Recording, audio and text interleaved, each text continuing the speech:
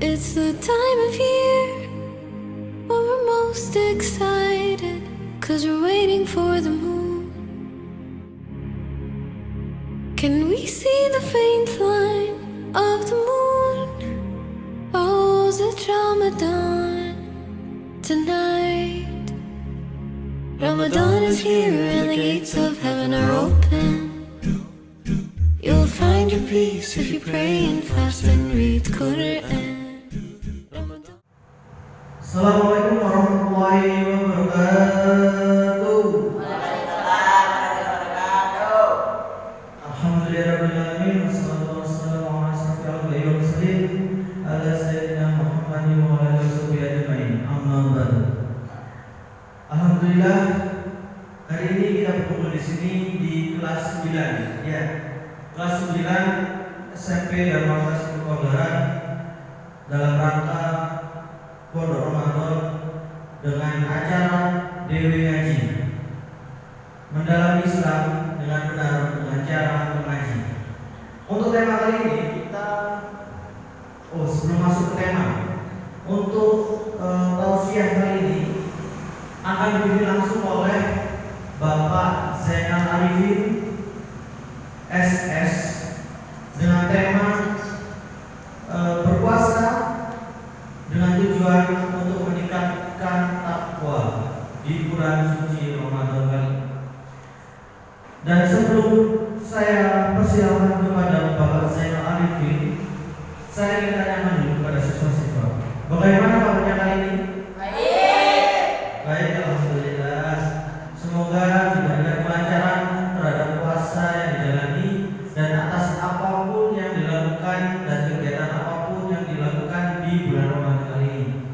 Sebelumnya ada yang bolong puasanya? Enggak. Kevin, Lilis sama Anda. Kenapa halangan? Enggak. Lupa sahur. Sebenarnya sahur itu sunnah loh ya. Kalaupun tidak sahur bisa dijalankan puasanya, dilanjutkan. Itu ya. Betul. Isa gimana? Lancar? Lancar. Ada yang bolong? Enggak. Andi? Lancar, gak ada yang bolong? Yakin? Enggak. Kevin? Lancar? Gak ada yang bolong? Alhamdulillah. Baik, langsung saja kepada Bapak Zainal Arifin SS. Waktu dan tempat saya persilakan. Monggo.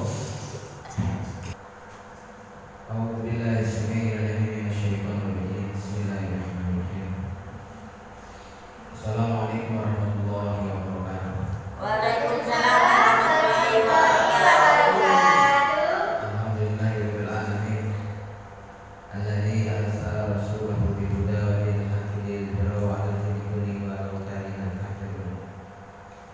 Allahumma shalli wa sallim ala sayyidina maulana Muhammadin wa ala alihi wa sahbihi wa man tabi'ahum bi ihsan ila yaumiddin. Usini wa iyyakum taqwa faqad taqul. Qala ta'ala ya ayyuhalladzina amanu taqullaha haqqa tuqatih wa la tamutunna illa wa antum muslimun. A'udzu billahi minasyaitonir rajim. Bismillahirrahmanirrahim. Ya ayyuhalladzina amanu kutiba 'alaikumus siyam kama kutiba 'alal ladzina min qablikum la'allakum tattaqun.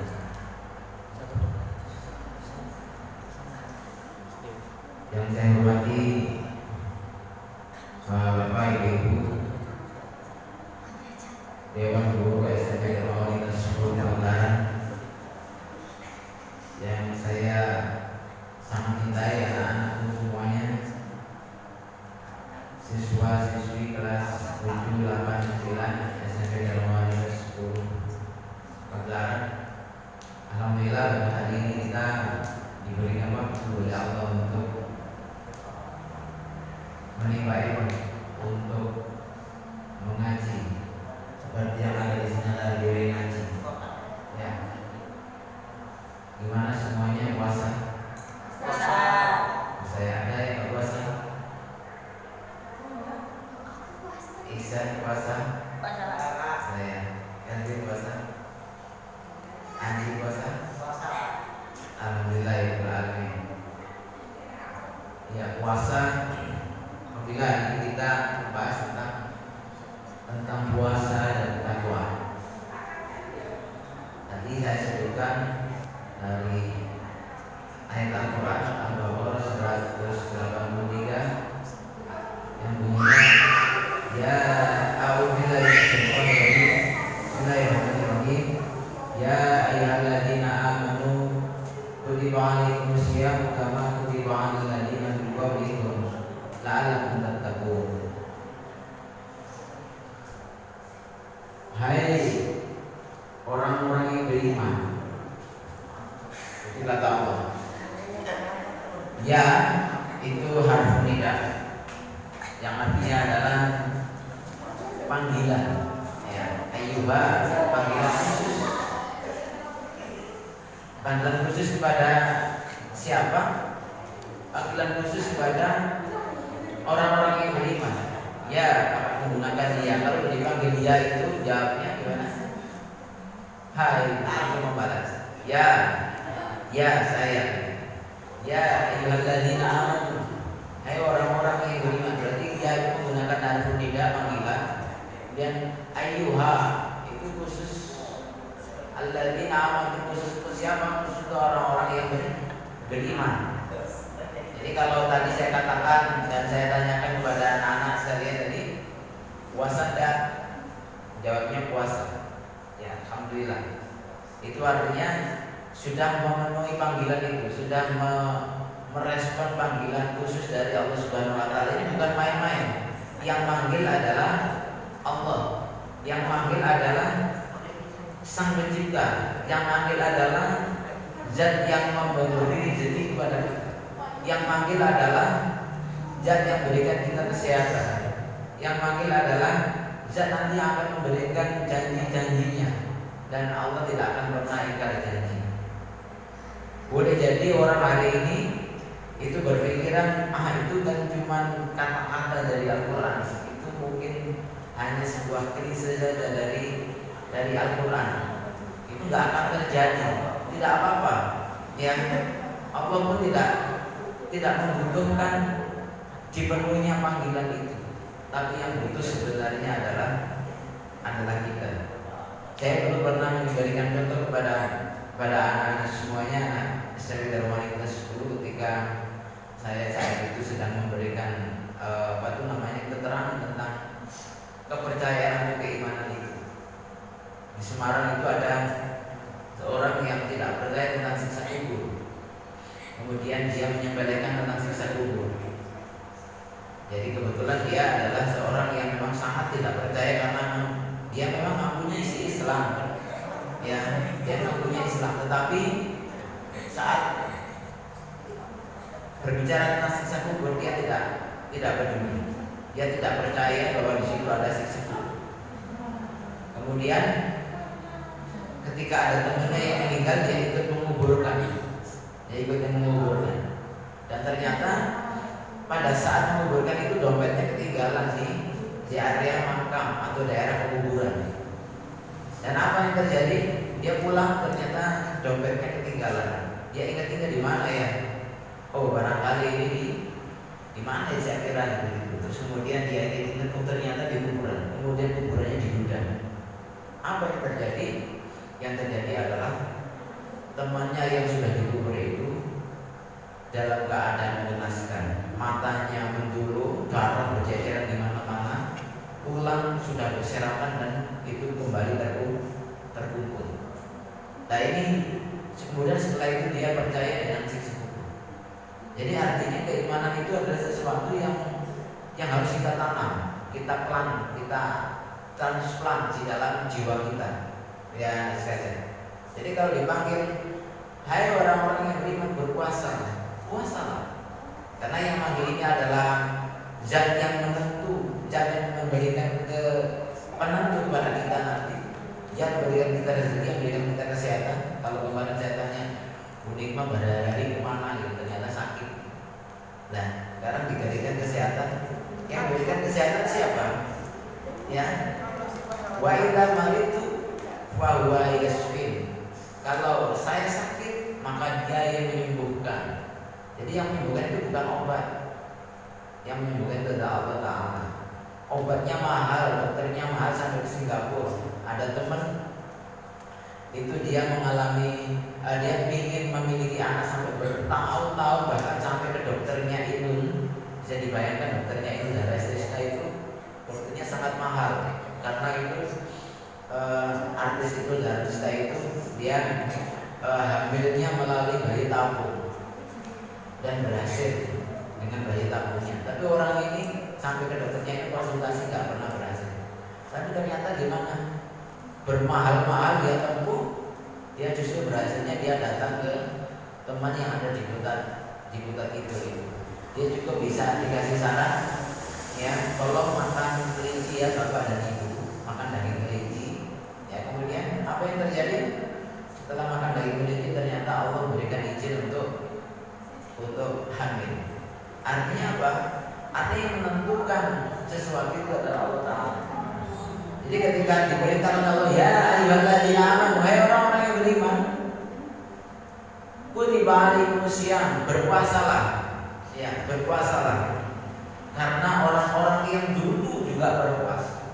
Dulu itu Bani Israel itu juga rajin berpuasa. Orang Bani Israel itu apalagi ketika habis ditenggelamkannya Raja Fir'aun, yang kemudian Nabi Musa itu selamat dari tentara-tentaranya. Bunyi akhirnya adalah begini: A'udzubillahi minasyaitonirrajim. Wa idh najaynakum min ali fir'auna yasumunakum su'al adzabi yudzabihuna abna'akum wa yastahyuna nisa'akum wa fi dzalikum bala'un min rabbikum 'azim. Jadi ingatlah ketika kami selamatkan kamu, wa idh najaynakum min ali fir'auna, kami selamatkan kamu ya dari ahli Fir'aun, dari tentara-tentaranya Fir'aun. Dikejar ya, kemana-mana dikejar sampai dia di laut, ya, di laut. Kemudian Musa bingung, bagaimana ini mau lari kemana, sudah tidak bisa, ada jalan lagi. Di belakang sudah ada tentaranya Fir'aun yang siap mengepung, di depan ada laut.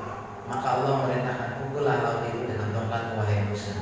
Kemudian dipukullah laut itu, kemudian membelahlah air laut itu. Kemudian tentaranya Musa, bala-balanya Musa itu semuanya berjalan sampai di ujung, kemudian dikejar oleh tentaranya Fir'aun. Nah, ketika tentaranya Fir'aun sudah berada di tengah lautan, terus kemudian Allah menyuruh Musa lagi untuk memukulkan balik. Dipukullah lautan itu dan kembali untuk dan kembali seperti sedia kala. Akhirnya tentara Fir'aun tenggelam. Apa yang terjadi? Ini kisah yang sangat luar biasa. Bapak Ibu sekalian, anak-anak semuanya, di sana ternyata Fir'aun yang tadinya tidak percaya tentang keagungan Allah, yang tidak percaya adanya Tuhan, adanya Allah, ya, ternyata ketika dia sudah tenggelam, dia bilang begini, "Engkau benar wahai Musa, Tuhanku benar wahai Musa."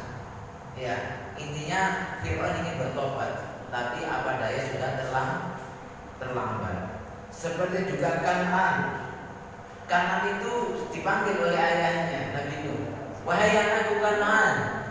Nah, ini yang anak-anak semua ya. Dipanggil, "Wahai anak-anak, ayo ke sini, ayo biar selamat, masuklah ke dalam perahu ini." Apa katanya Kan'an? "Enggak ayahku, enggak. Aku pasti selamat, aku akan naik gunung. Aku akan naik gunung yang tinggi, pasti aku akan selamat ayah. Pada hari ini tidak akan ada yang selamat wahai anakku, kecuali yang ada di bahtera yang ada ini." Karena enggak percaya tentang apa yang dijanjikan oleh Allah. Ya, nah ini persoalan percaya. Jadi persoalan percaya, kita kalau disuruh oleh yang maha agung, disuruh oleh raja di raja, disuruh oleh zat yang memberikan kita segala-galanya, ya. Terus kemudian kalau kita menolak, nah ini bahayanya. Nanti kita akan melakukan sebuah momen yang sangat membahayakan bagi diri kita. Waalaikumsalam. Ayo masuk.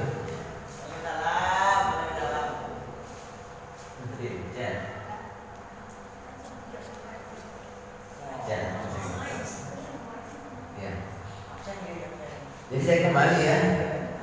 Jadi tadi kisah tentang ini percaya dan tidak percaya. Inilah keimanan. Jadi kalau tadi saya tanya kepada Isya, kepada Randy, Dita, kepada Diva, kepada Pak Andi, ya, kepada Kelvin, puasa berarti kita sedang memenuhi panggilan Allah. Nah, ya ayyuhalladzina amanu kutiba. Dulu orang-orang yang umat-umat terdahulu berpuasa sebagaimana kita disuruh untuk berpuasa sebagaimana orang-orang terdahulu berpuasa. Tadi saya katakan bahwa umat Bani Israel itu ya juga puasa. Tapi kata Rasulullah gimana? Ketika beliau pada saat itu umat Bani Israel juga satu puasa itu juga puasa 10 hari Asyura. Maka Rasulullah Muhammad SAW berkata, kalau Bani Israel itu berpuasa, maka saya lebih berhak untuk berpuasa. Ya. Maka setelah itu akhirnya Rasulullah diberikan perintah untuk menjalankan, untuk diganti puasanya, yaitu puasa yang melebihi keutamaan dari umat-umat terdahulu. Kalau mereka ada puasa Asyura, yang itu hanya dikhususkan untuk orang-orang Bani Israel saja. Tapi kalau Ramadan itu dikhususkan untuk seluruh dunia yang merasa dirinya beriman. Ya. Jadi langsung diberikan hasanah yang sangat luar biasa fadlnya, yaitu puasa bulan Ramadan. Akhirnya diberikanlah puasa itu, yang puasa itu konon itu adalah puasa yang sangat luar biasa fadlnya, karena di situ akan dibalas dengan apa? Dibalas dengan khairun min alfi syahrin. Makanya tadi di ayat itu tadi, sekalian, di ayat itu tadi berakhir dengan la'allakum tattaqun, ya, agar bertakwa. Maka apa yang dilakukan agar kita menjadi bertakwa? Kalau Mas Ihsan saya tanya, sudah sholat Mas Ihsan? Belum, Pak. Asar sudah sholat Mas Ihsan? Sudah sholat asar? Belum. Kelvin sudah sholat asar? Ahmad sudah ya, boleh sudah sholat asar? Sudah. Lah, kalau ada orang Islam bertanya sudah sholat apa belum? Padahal Allah memerintahkan aqimis sholat. Dalam surat Tuhan bahkan Allah menyebut secara khusus aqimis sholata lidzikri. Ya, sholatlah untuk mengingat. Kita ini banyak lupa. Kita ini sadar apa tidak sadar, kita banyak lupa. Dalam setiap harian saya tanya sama anak-anak, ya, halo, Mbak, ya, saya tanya ya, lebih banyak mana mengingat Allahnya sama mengingat HP-nya? Ya. Kita tidak memungkiri itu. Saya kira sebagian besar seluruh dunia, kalau yang sudah memegang tablet, memegang smartphone, maka bahkan yang diingat pertama kali ketika habis tidur itu apa? Yang diingat pertama kali HP ku ini, ya, HP ku ini. Mana HP ku? Seolah-olah kalau nggak pegang HP itu sebuah bencana yang sangat besar. Padahal bencana yang sangat besar ketika kita lupa akan mengingat Allah. Ya, waman a'rada an dzikri ma'isyatan dhanka. Barang siapa dia lupa, dia berpaling dari mengingat aku, kata Allah, ya, dari mengingat aku, maka pastikan wahai manusia, ma'isyatan dhanka, maka hidupmu akan sempit. Karena apa? Yang memberi rezeki adalah Allah, yang memberi makan kita adalah Allah, yang menghidupkan tumbuh-tumbuhan adalah Allah, yang bisa agar kita bisa makan adalah Allah. Wa man a'rada 'an dzikri ma'isyatan dhanka. Barang siapa yang berpaling dari peringatanku, dari berzikir kepadaku, maka akan ada kehidupan yang sempit. Padahal kita, agamamu apa mas? Agamamu apa mbak? Agama saya Islam, ya. Tapi ternyata sholat nggak ingat. Tapi kalau HP ingat ya mas Iksan, ingat ya HP. Kalau mau pergi boleh HP dulu ya. Nah, kita bapak ibu sekalian, anak-anak sekalian, kita sering lupa ya dengan dari mengingat Allah. Ada seorang ulama yang mengatakan puasa ini sebenarnya batasnya bukan hanya perkara diri minuman dan makanan. Jadi yang membatalkan puasa yang paling agung adalah ketika dia lupa dari mengingat Allah, maka di situ batal puasanya. Artinya apa? Kita ini sering kali kalau kita hitung berapa jam kita berselancar dengan survei, browsing, ya bahkan main game, berapa jam kita berlama-lama, bahkan kita ini sampai lupa, apalagi yang sampai dia sudah masuk ke wilayah mungkin sampai dipersewa komputer yang di situ ada gamenya luar biasa itu yang lengkap sekali. Saya tahu kalau di Jogja ada khusus main game. Itu anak itu mulai dari sore hari sampai pagi jam 7 itu dia tidak beranjak dari situ. Dia kecuali dia mungkin hanya pipis dan sebagainya. Dia lupa sholat, bahkan makan juga lupa. Apalagi kepada Tuhannya. Lupa kepada Allah ini ada sesuatu yang sangat fatal. Nah, kita diberikan potensi oleh Allah ini di bulan puasa ini adalah untuk berpuasa. Apakah hanya puasa saja yang kita lakukan? Tidak. Di bulan puasa ini makanya di situ setelah Allah menyebutkan secara umum, ya ayyuhalladzina amanu kutiba alaikumusiyam kama kutiba alal ladzina min qablikum la'allakum tattaqun.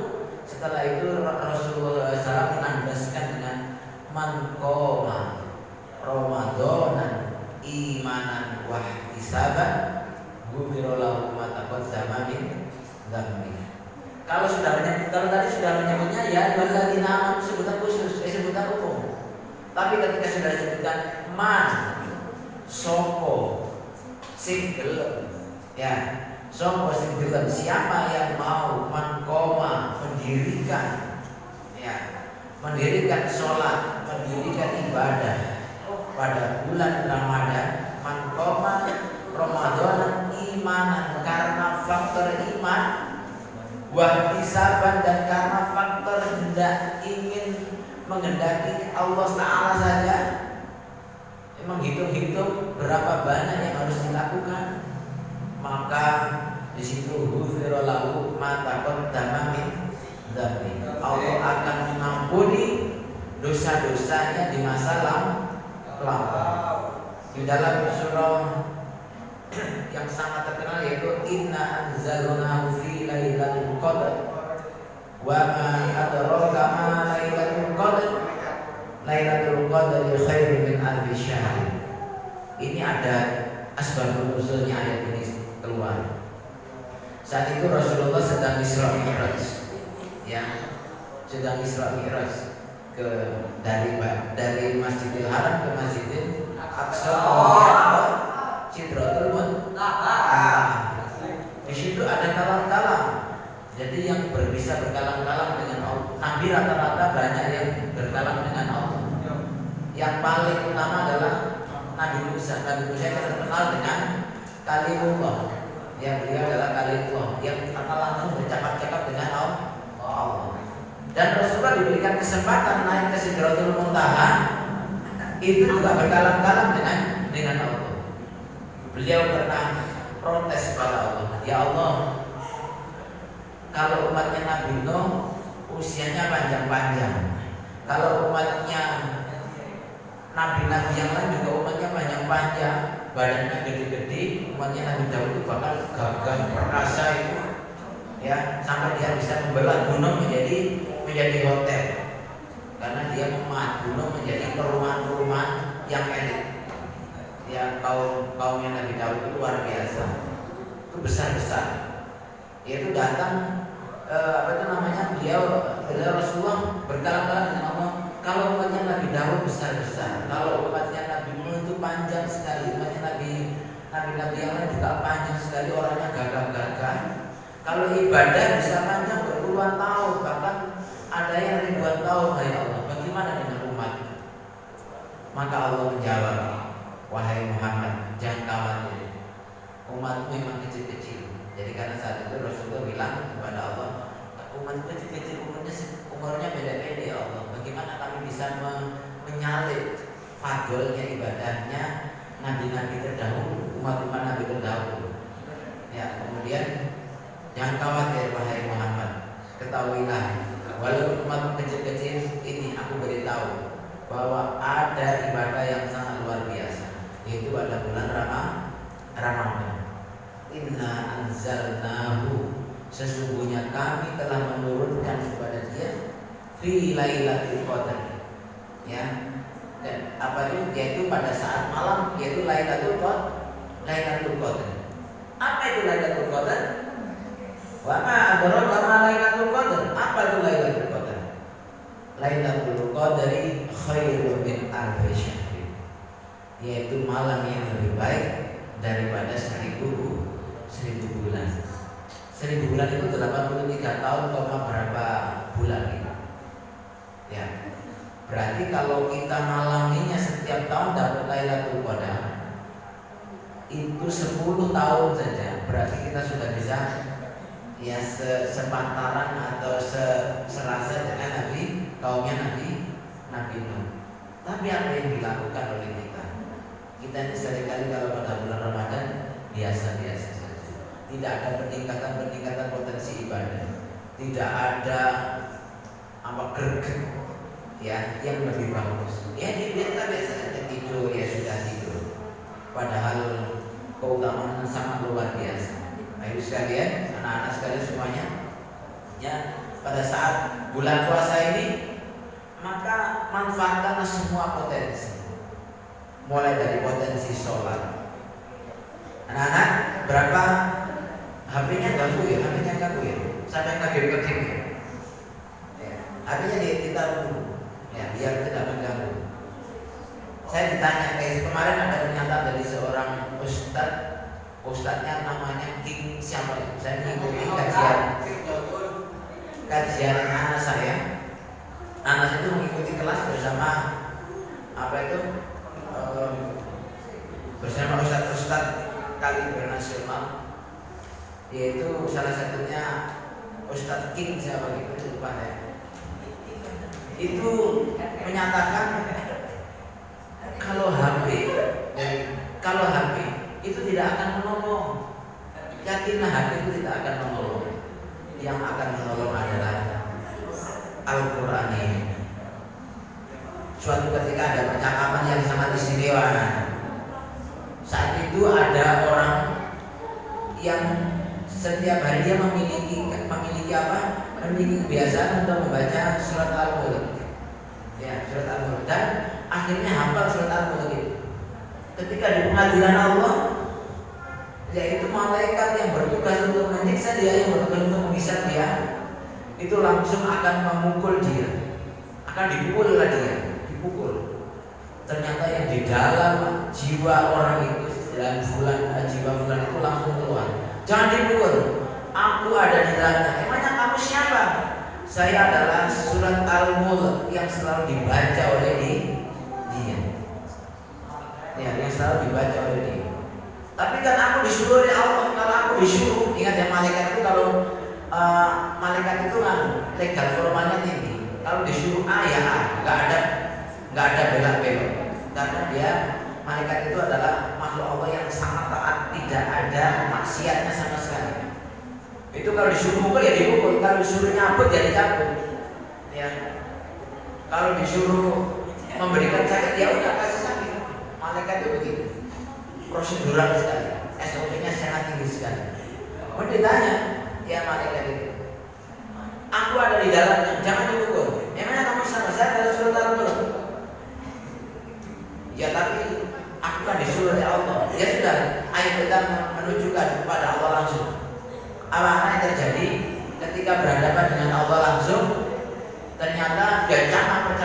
masih sama apa yang dikatakan sama Allah. Ya sudah, jangan kau pukul dia, karena di sana memang ada surat Al-Mulk. Jadi yang bisa menyelamatkan kita itu sesungguhnya bukan alat-alat yang ada yang kita pakai sekarang. Kalau itu tidak bermanfaat untuk kebaikan, maka itu tidak akan menyelamatkan. Ya, dan yang menjadi jaminan adalah Al-Quran. Karena Al-Quran ini sampai nanti di yaumul hisab ini akan menolong kita. Siapa yang hari ini sudah menghafal, sudah apa tuh? Sudah hatam 30 juz ada? 1 juz pun ada? Sudah ya? Padahal ini nanti akan menolong. Oleh karena itu hadirin sekalian, mari kita manfaatkan potensi bulan Ramadan ini, kita manfaatkan dengan penuh. Mulai dari sholat malamnya, mulai dari sunnah-sunnahnya, baca Al-Qurannya, sedekahnya, berbuat baiknya, kita ambil semuanya, kita oyek semuanya, sehingga kita akan mendapatkan khairun min alfi syahrin mulai dari hari yang pertama. Jadi banyak perdebatan. Orang tuh kalau sudah 10 hari yang terakhir kan baru bersumut-sumut sholat Lailatul Qadar. Ya, padahal Lailatul Qadar itu bisa dimulai dari hari pertama. Ya, rata-rata orang baru mengejar di 10 hari. Jadi yang 20 hari dibiarkan kosong, dibiarkan nggak ngapa-ngapain, dibiarkan santai, dibiarkan nggak ada kegiatan sama sekali. Ya, padahal ini yang penting dari pertama. Jadi kalau kita mau menang lomba, ini saya analogkan. Kalau kita mau menang lomba lari, itu kita mengikuti start apa cuma langsung meloncat? Meloncat, hebat.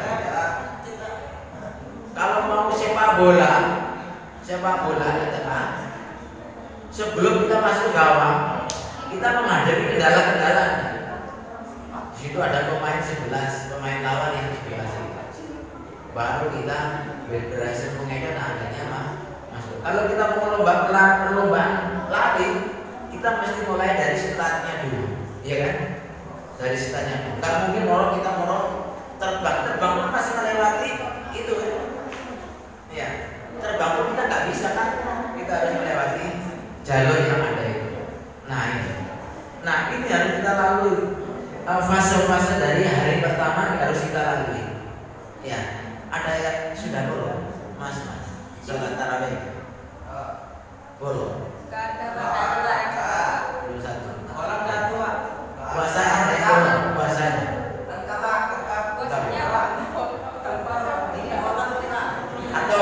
Atau bolong semua ya. Jadi ibarat tadi bermain apa itu lomba lagi, maka kita mulai dari startnya.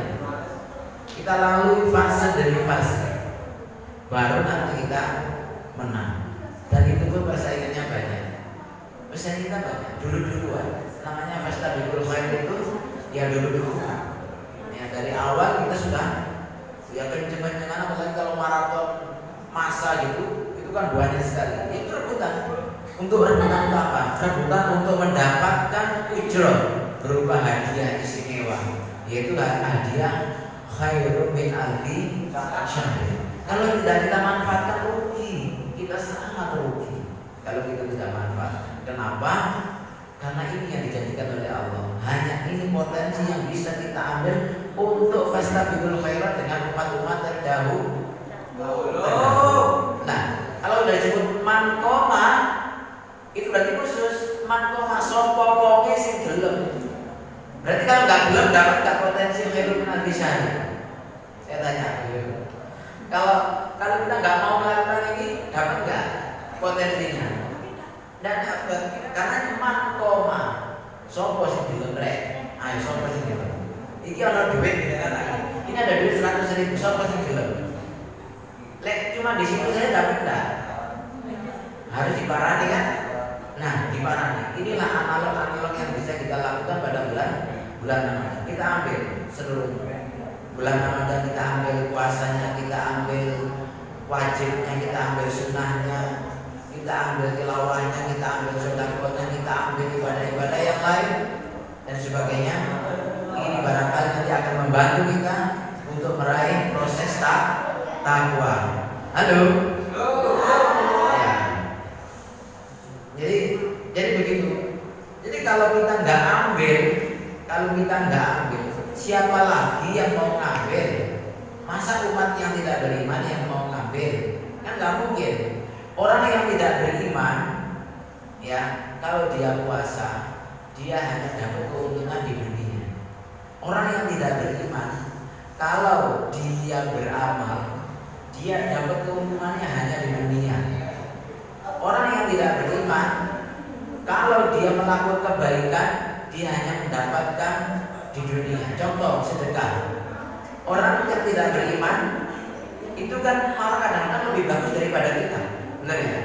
Kemarin ada teman yang pergi ke Finlandia.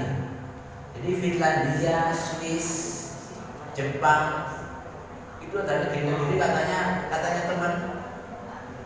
temannya sudah pernah pergi ke Finlandia itu, saya menemukan Islam yang ada di Finlandia, Mas. Walaupun saya nggak menemukan Muslim, tapi saya menemukan Islam yang ada di Finlandia. Saya menemukan Islam ada di Swiss. Saya menemukan Islam ada di negara bagian Amerika, mungkin Kanada dan sebagainya. Saya menemukan Islam di sana. Ya, walaupun saya nggak menemukan orang Islam yang ada di sana. Artinya apa? Banyak aktivitas keislaman yang dilakukan oleh orang-orang yang tidak beriman, ya, itu dilakukan di negeri-negeri yang sama. Banyak dilakukan. Dia dapat. Ya, perusahaan-perusahaan Amerika yang di Indonesia itu seringkali menggunakan social responsibility, memberikan itu. Yang biasanya diberikan pada sekolah-sekolah, diberikan kepada orang-orang di sekitar untuk social responsibility, untuk membantu mereka proyek-proyek apa. Bahkan kalau dia suka penelitian, ada nanti proyek penelitian. Jadi ada guru yang mungkin punya potensi yang bagus untuk meraih penelitian, maka di sana nanti akan dapat dari social responsibility. Dia dapat apa? Paling tidak dia dapat ujian dan dia dapat eksistensi ketika dia melaksanakan social responsibility. Tapi di akhirat dia tidak dapat. Makanya ini disebut dengan cuman amal saja.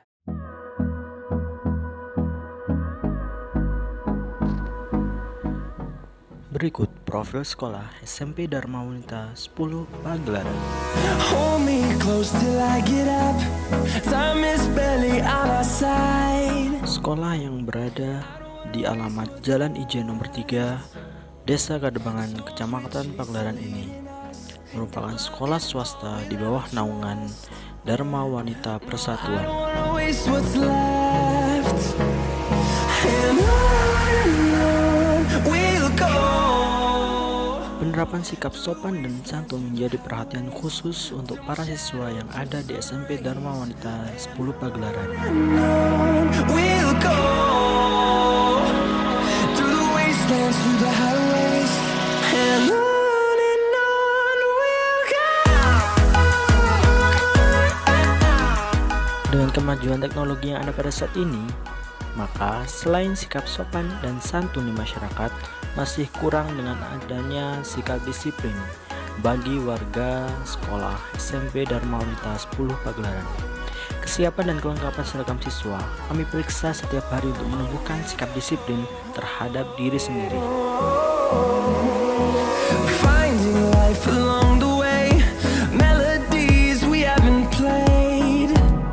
No, I don't want no rest. Echoing around these walls, fighting to create a song. Dengan adanya sikap disiplin, maka akan tercipta proses pembelajaran yang efektif, di mana akan terjadi timbal balik kepada siswa yang positif dengan pemahaman materi yang didapat dari guru.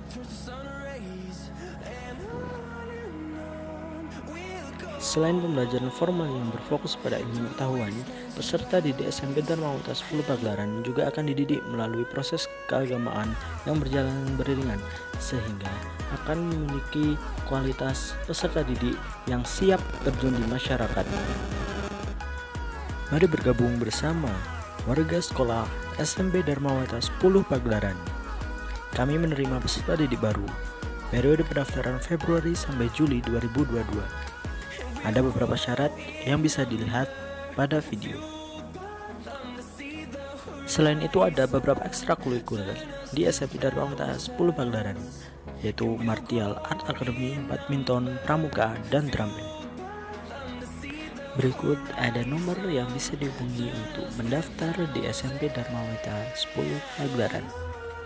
Mari bergabung bersama kami sebagai warga sekolah SMP Dharma Wangta 10 Pagelaran.